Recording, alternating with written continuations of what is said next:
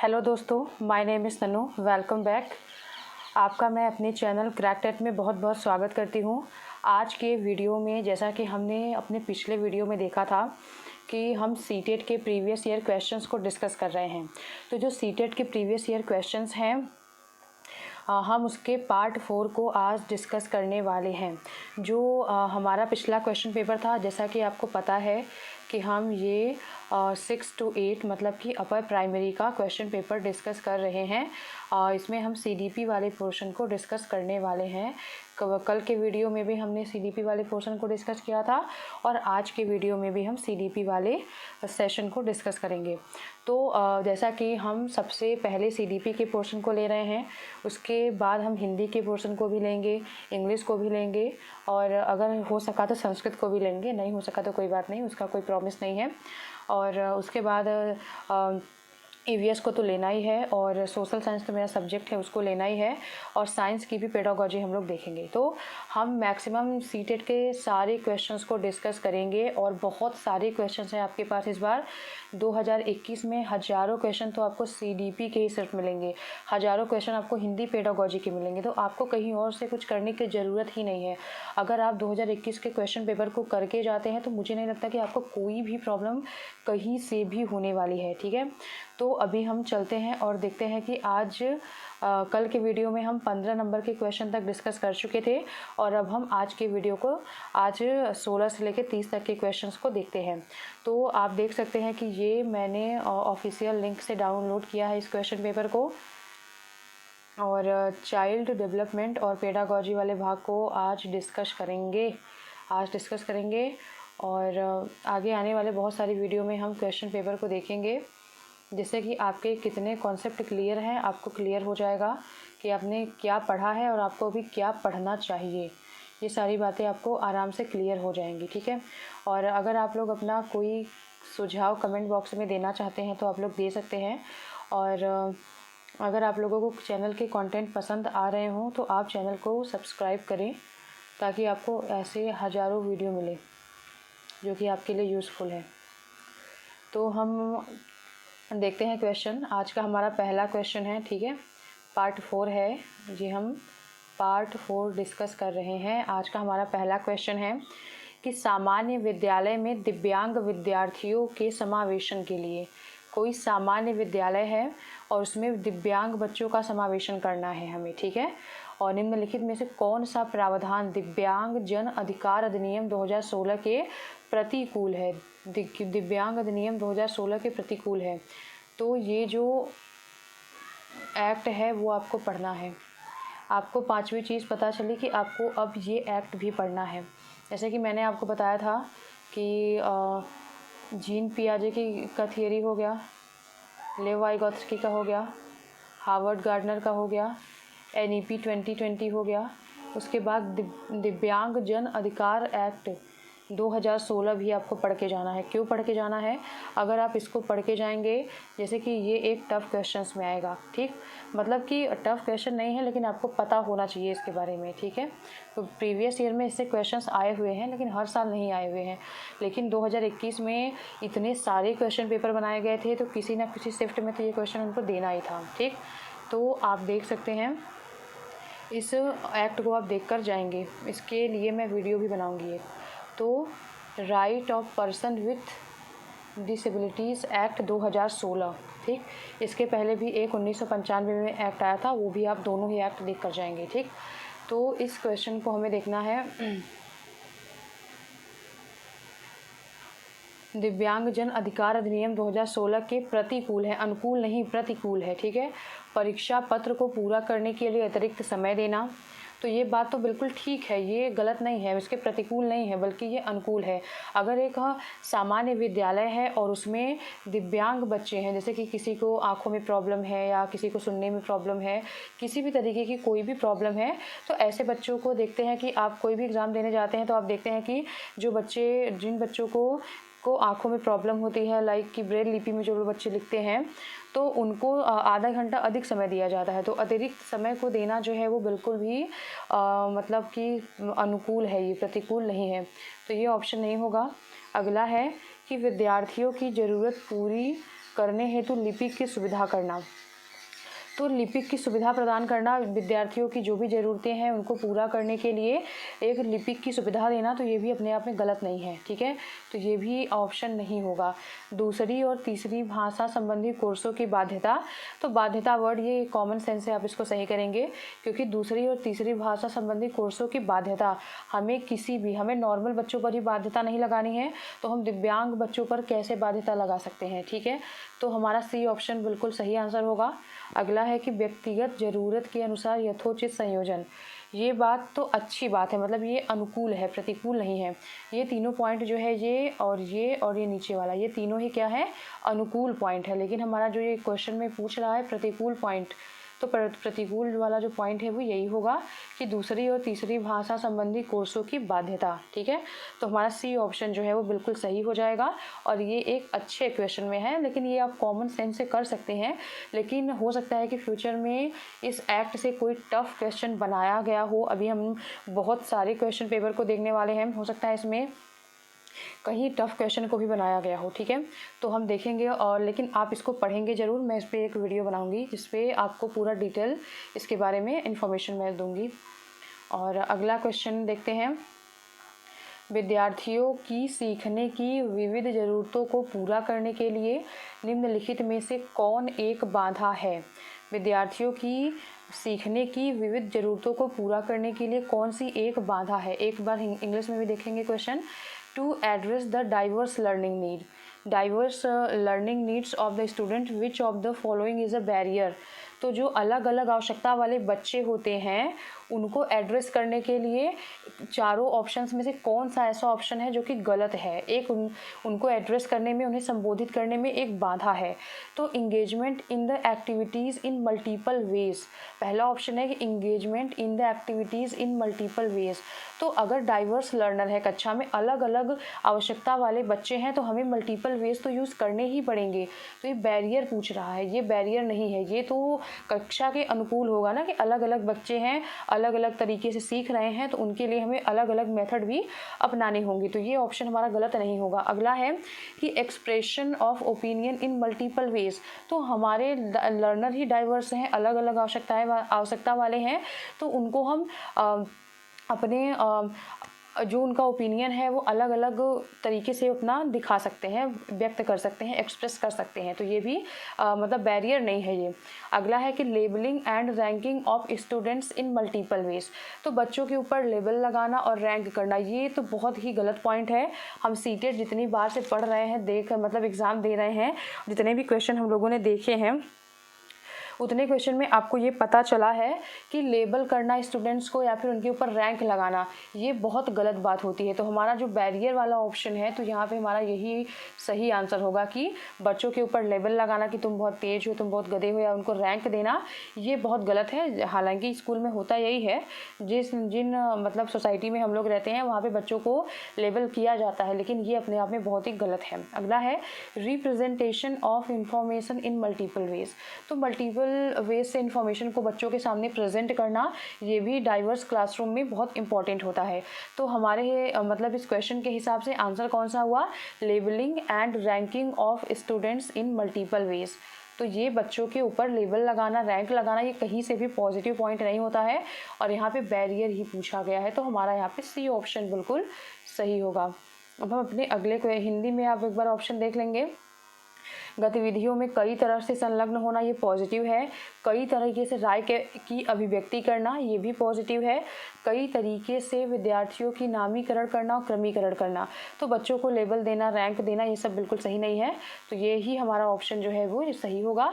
कई तरीकों से सूचना का प्रतिनिधित्व करना, तो ये भी अपने आप में पॉजिटिव पॉइंट है, बैरियर नहीं है जी। तो अब हम निम्नलिखित में से कौन सी अधिगम अक्षमता सीधे संचार कौशल और समाविष्ट करने की क्षमता को प्रभावित करती है। ठीक, तो ये क्वेश्चन जो है वो थोड़ा सा नया है, मतलब नया नहीं कहेंगे, लेकिन उतना ये क्वेश्चन जो है वो सीटेट में बार बार पूछा नहीं गया है। लेकिन ये आपको जब भी लर्निंग डिसऑर्डर बताए जाते हैं उसमें ये बताया ही जाता है आपको। तो यहाँ पे पूछ रहा है कि संचार कौशल से जुड़ा हुआ अक्षमता, संचार कौशल से इसमें से कौन सा क्षमता जुड़ा हुआ है? कम्युनिकेशन स्किल से, ठीक है। तो गूढ़ज वैकल्य, लेखन वैकल्य, एक बार इसका इंग्लिश देखते हैं पहले, और मुझे हिंदी में इसका मतलब ऐसा मैंने नहीं पढ़ा है।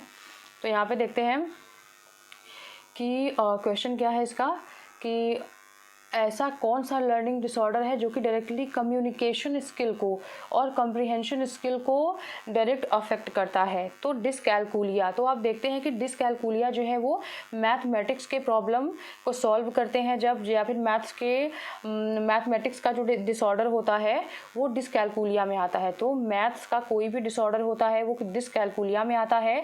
डिसग्राफिया में क्या आता है? डिसग्राफिया में अगर हमें राइटिंग डिसऑर्डर होता है, अगर हमें राइटिंग डिसऑर्डर होता है या फिर लिखने संबंधी कोई भी मतलब अक्षमता होती है तो वो डिसग्राफिया में आती है, तो ये भी नहीं होगा। और उसके बाद डिस्फेजिया, ठीक है, इसका जो आंसर होगा वो क्या होगा? डिस्फेजिया। तो आपको इसको अच्छे से लिख के रखना है। डिसकैलकुलिया आपको याद रखना है, डिसग्राफिया आपको याद रखना है, डिसलेक्सिया आपको याद रखना है, और डिस्फेजिया आपको याद रखना है। तो एक बार मैं रिवाइज करवा देती हूँ कि ये जो डिसकैलकुलिया है उसमें मैथ्स का डिसऑर्डर आता है, डिसग्राफिया में राइटिंग डिसऑर्डर आता है, और डिसलेक्सिया में रीडिंग का डिसऑर्डर आता है। लेकिन जब कम्युनिकेशन और कॉम्प्रिहेंशन का डिसऑर्डर आता है वो डिसफेजिया में आता है। तो ये चारों आपको अच्छे से याद करके रखने हैं। आपको या फिर ये हिंदी पेडागोजी में, इंग्लिश पेडागोजी में, मैथ पेडागोजी में कहीं पर भी मैथ्स का जो है वो डिसकैलकुलिया वाला मैथ में आ जाता है, तो ये सब आपको कहीं भी किसी भी पेडागोजी में देखने के लिए मिल सकता है। तो यहाँ पे हमारा डी ऑप्शन जो है वो बिल्कुल सही है। और मैं आपको मतलब सजेशन दूंगी कि आप इसका हिंदी मत देखिएगा, क्योंकि हिंदी बहुत ही भयंकर है इसका। तो आप इसके इंग्लिश वाले वर्जन को ही याद रखिएगा, ठीक है।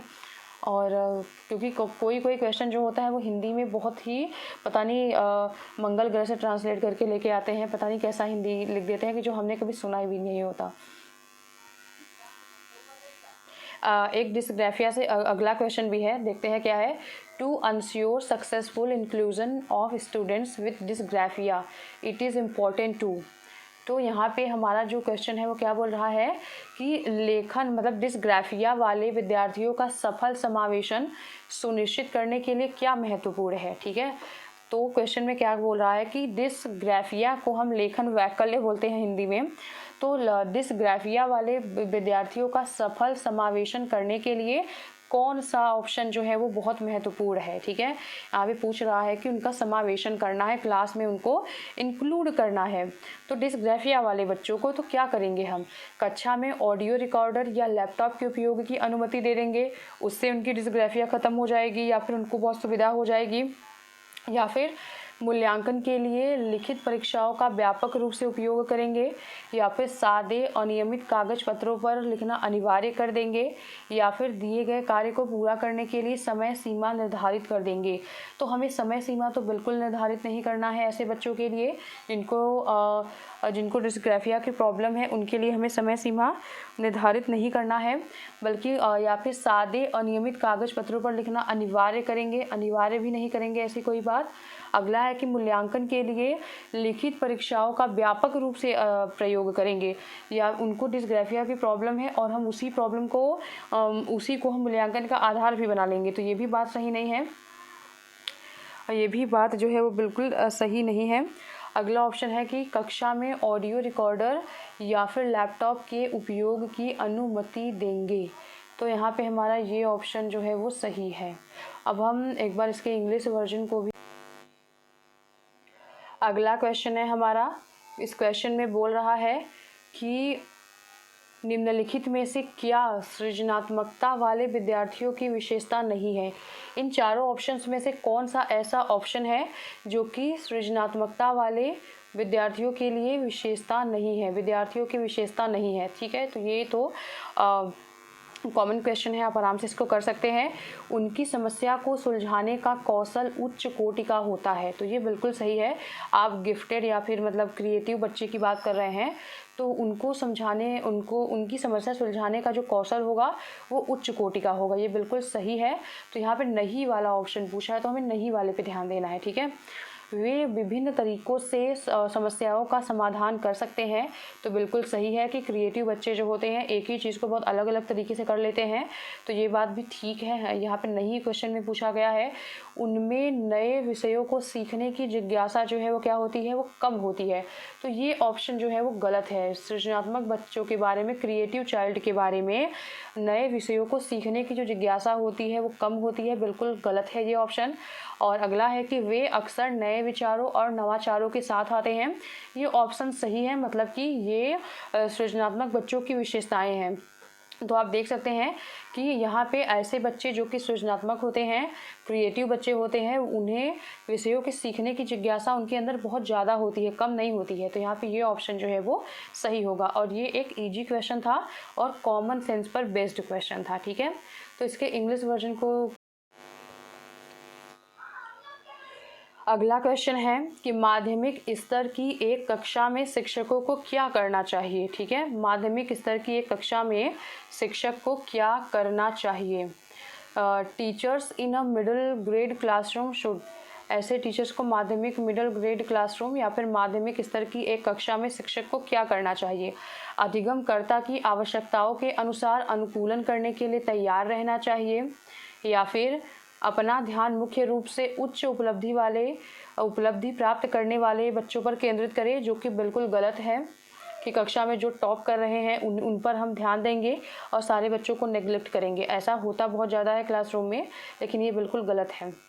अगला है कि कक्षा में अधिगमकर्ता की विविधता को अनदेखा करना। तो ये भी बहुत ही गलत है, क्योंकि हमारा जो क्लासरूम है वो उसमें डाइवर्स लर्नर होते हैं, मतलब अलग अलग आवश्यकता वाले बच्चे होते हैं। तो उनकी विविधता को, उनकी डाइवर्सिटी को हम अनदेखा नहीं कर सकते हैं, बल्कि हमें उसे पहचान के उसके अकॉर्डिंग हमें उन्हें पढ़ाना होता है। ठीक है, तो ये भी ऑप्शन नहीं होगा। अगला है मूल्यांकन के केवल वर्ड अपने आप में इतना गलत है कि ये ऑप्शन ऐसे ही गलत हो जा रहा है।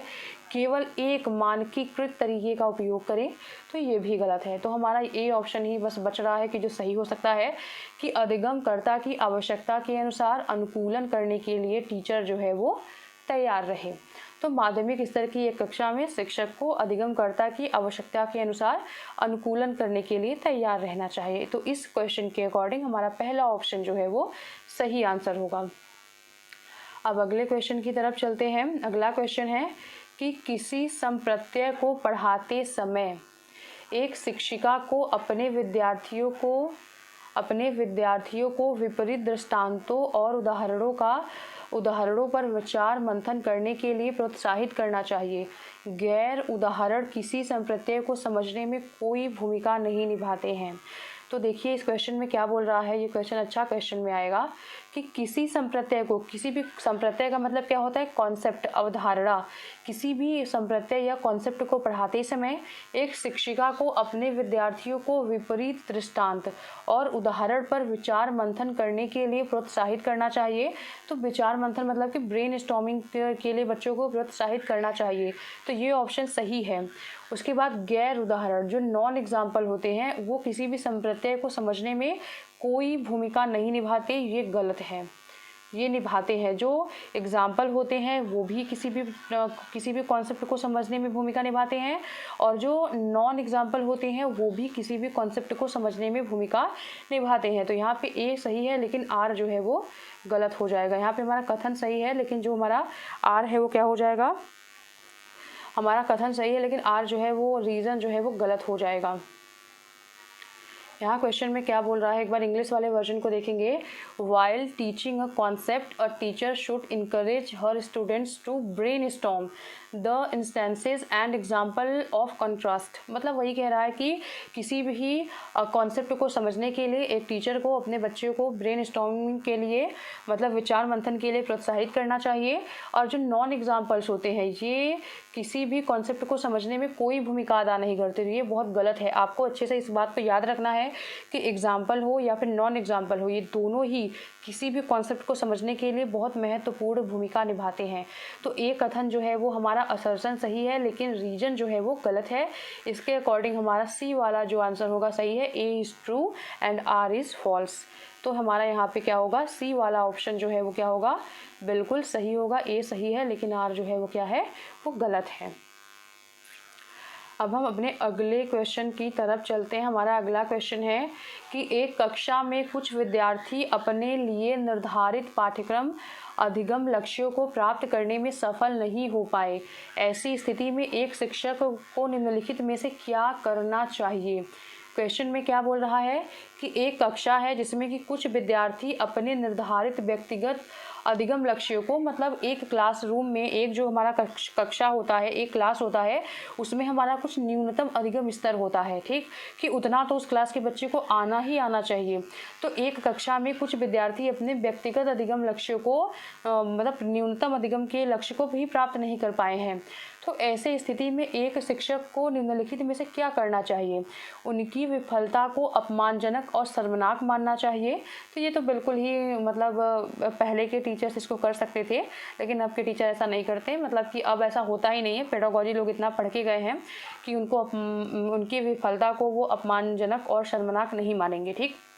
तो ये निगेटिव पॉइंट को आपको हटाना है यहाँ से, क्योंकि आप सीटेट का एग्ज़ाम देने जा रहे हैं, ठीक है। अगला है कि इन विद्यार्थियों को निष्कासित करें और उन्हें एक विशेष विद्यालय में जाने का सुझाव दे। तो सेग्रीगेशन मतलब कि अलगाव की बात तो करता ही नहीं है सीटेट। मतलब कि हमें पेडागोजी तो अलगाव की बात करता ही नहीं है, बल्कि वो इंक्लूजन की बात करता है, समावेश की बात करता है, ना कि अलगाव की बात करता है। तो ये ऑप्शन भी बिल्कुल गलत है। अगला है कि भविष्य के प्रयासों में उनसे सफलता की बहुत कम उम्मीदें रखनी चाहिए। तो ये अपने आप में भी बहुत गलत ऑप्शन है, क्योंकि एक क्लासरूम का रिजल्ट डिसाइड नहीं करेगा कि हम फ्यूचर में क्या करने वाले हैं। अगला है कि विफलता को सीखने की विकासात्मक प्रक्रिया के एक भाग के रूप में देखें। तो ये बिल्कुल सही है। असफलता जो है वो सफलता का एक भाग होता है, ठीक है। तो विफलता को सीखने की विकासात्मक प्रक्रिया के रूप में देखना चाहिए एक शिक्षक को। तो यहाँ पे जो है वो डी है।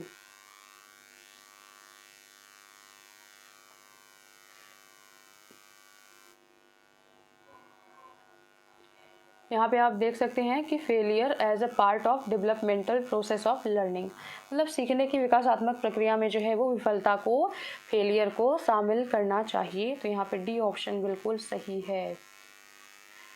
अगले क्वेश्चन की तरफ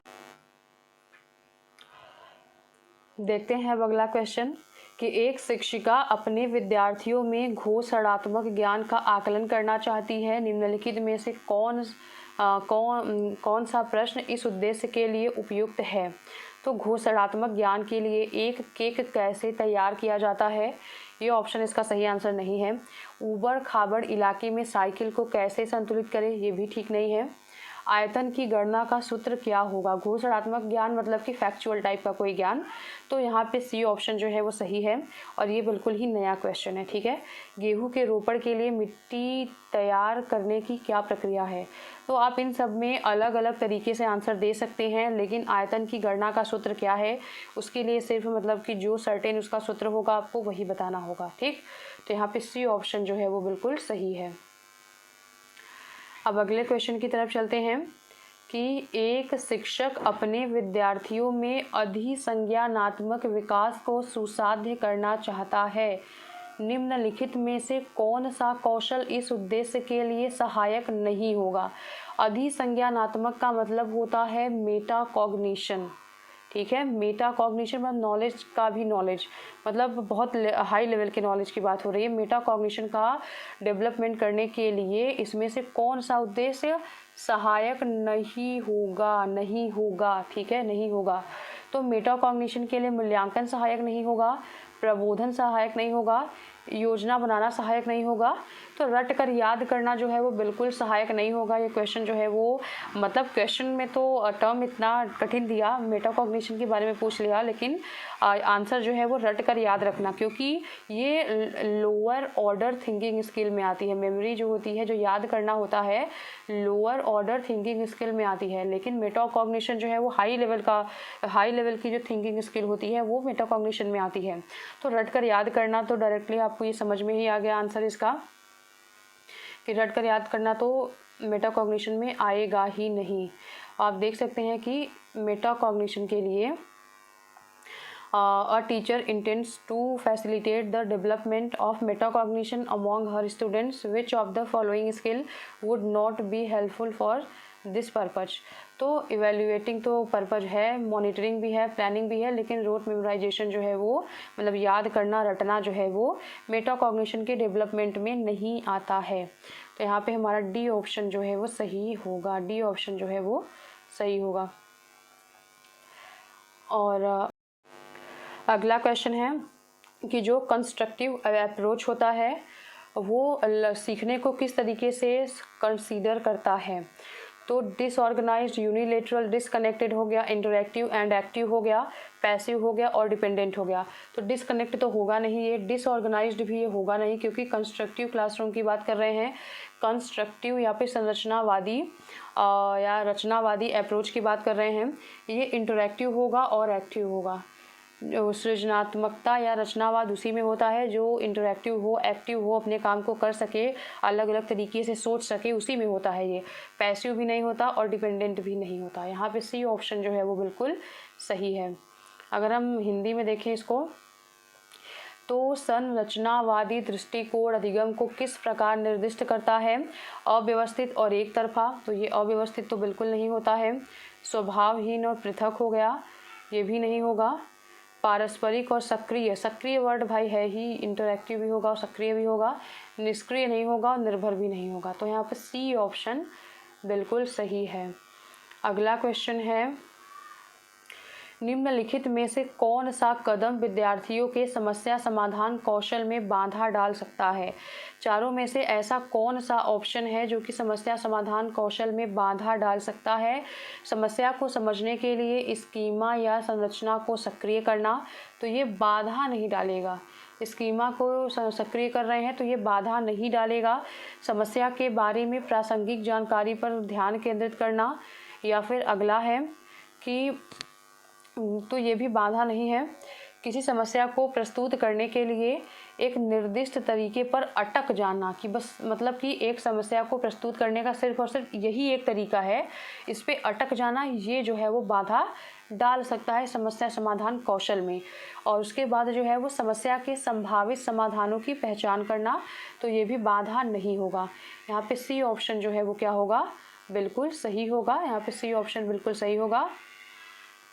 getting stuck on one fixed way of representing a problem, एक प्रॉब्लम को रिप्रेजेंट करने के लिए कोई एक ही तरीका, मतलब जिस तरीकों को मैंने लगाया बस एक वही तरीका हो सकता है, तो ये जो है वो बच्चे के समस्या समाधान कौशल में बाधा डाल सकता है।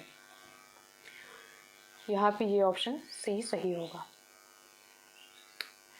संज्ञानात्मक विकास के समकालीन दृष्टिकोण भ्रांतियों को किस प्रकार देखते हैं?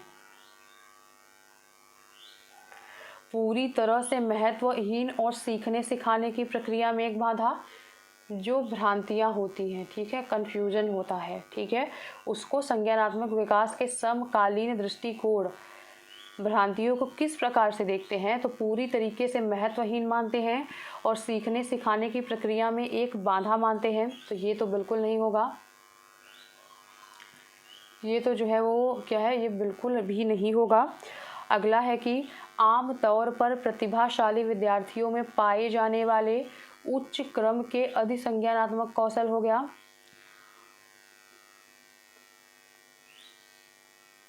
आम तौर पर जो भ्रांतियां होती हैं वो सिर्फ प्रतिभाशाली बच्चों में ही नहीं पाई जाती, किसी भी बच्चे में ये पाई जा सकती हैं, ठीक है, तो ये भी नहीं होगा। अगला है कि सहज विचार और समझ जो व्यक्ति विशेष के पिछले अनुभव में निहित है, तो ये बिल्कुल सही है। सहज विचार और समझ जो कि व्यक्ति विशेष के पिछले अनुभव में निहित है, जैसे कि कोई बच्चा है वो अनुभव कर रहा है, किसी भी भ्रांति को वो ले सकता है, और जैसे कि ट्रेन चल रही है उसमें उसके साथ साथ जो है वो पेड़ पौधे भी चल रहे हैं उसके साथ, ऐसा उसने एक भ्रांति अपने मन में बना लिया। तो ऐसा तो नहीं है कि ये बच्चे सिर्फ प्रतिभाशाली बच्चे ही बना सकते हैं, ऐसा भी नहीं है कि एकदम कमज़ोर बच्चे ही बना सकते हैं, ऐसा भी नहीं है कि ये भ्रांतियाँ एकदम महत्वहीन हो जाएंगी या फिर सीखने सिखाने में एकदम बाधा ही डाल देंगी, ऐसा भी नहीं है। और तंत्रिका संबंधी कमी या फिर डिसलेक्सिया भी नहीं है ये, बल्कि जो जो भ्रांतियाँ होती हैं वो एक मतलब अनुभव होती हैं बच्चों का, अपने हिसाब से उन्होंने जो भी चीज़ें अनुभव की होती हैं वही होती हैं भ्रांतियाँ। तो उन्हें हमें क्लासरूम में पहचानना होता है और उनके भ्रांतियों के बच्चों के भ्रांतियों को हमें दूर करना होता है। तो हमारा यहाँ पे कौन सा ऑप्शन सही होगा? हमारा सी ऑप्शन जो है यहाँ पे, हमारा सी ऑप्शन जो है यहाँ पे बिल्कुल सही होगा कि भ्रांतियों के बारे में, ठीक है, मिसकॉन्सेप्शंस के बारे में, मिसकॉन्सेप्शन के बारे में जो है वो यहाँ पे सी ऑप्शन होगा। New ideas and understanding having their roots in one's past experience, C option जो है वो बिल्कुल ठीक होगा। हमारा अगला क्वेश्चन है, प्रदर्शन परिहार लक्ष्य रखने वाले विद्यार्थियों का ध्यान निम्नलिखित में से किस पर केंद्रित रहता है? प्रदर्शन परिहार, एक बार इसका ये भी देख लेते हैं। Performance avoidance goal focus on enjoyment of activities, जो विद्यार्थी होते हैं अपने परफॉर्मेंस को अवॉइड करते हैं। बच्चों का जो परफॉर्मेंस अवॉइडेंस गोल होता है वो किस पे फोकस होता है उनका main? Enjoyment of activity, fear of Fehling, hope of success, sense of pride. तो वो अपने परफॉर्मेंस को अवॉइड करते हैं, क्यों? क्योंकि उन्हें फेल होने का डर होता है। क्योंकि एक्टिविटी को अगर हम इंजॉय करेंगे तो हमें हमारे अंदर मतलब कि अपने प्रदर्शन मतलब परफॉर्मेंस को अवॉइड नहीं करेंगे। फिर उसके बाद सक्सेस की होप होगी तो भी हम पढ़ेंगे ना, हम अवॉइड तो नहीं करेंगे उसको। सेंस ऑफ प्राइड भी अगर होगा तो भी हम पढ़ेंगे। परफॉर्मेंस अवॉइड जो है वो क्या है? परफॉर्मेंस जो अवॉइड है वो एक नेगेटिव वर्ड है और फियर ऑफ फेलिंग भी एक नेगेटिव वर्ड है। तो आप ऐसे भी आंसर इसका निकाल सकते थे। यहाँ पे बी ऑप्शन सही होगा कि प्रदर्शन परिहार लक्ष्य रखने वाले विद्यार्थियों का निम्नलिखित में से किस पर केंद्रित होता है? उन्हें असफल होने का ही डर होता है। अगर वो गतिविधि का आनंद लेंगे तो भी ऐसा नहीं होगा, सफलता की आशा रखेंगे तो भी परफॉर्मेंस को अवॉइड नहीं करेंगे, ये गर्व की भावना होगी तो भी परफॉर्मेंस को अवॉइड नहीं करेंगे। लेकिन हाँ, अगर उनके अंदर असफल होने का डर है तो वो परफॉर्मेंस को अवॉइड करेंगे। तो यहाँ पे बी ऑप्शन जो है वो बिल्कुल सही है।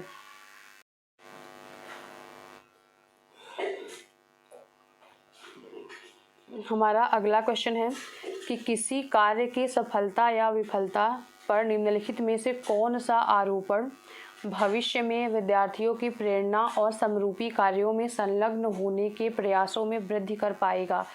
तो भविष्य में प्रेरणा देने की बात यहाँ पे हो रही है, ठीक है।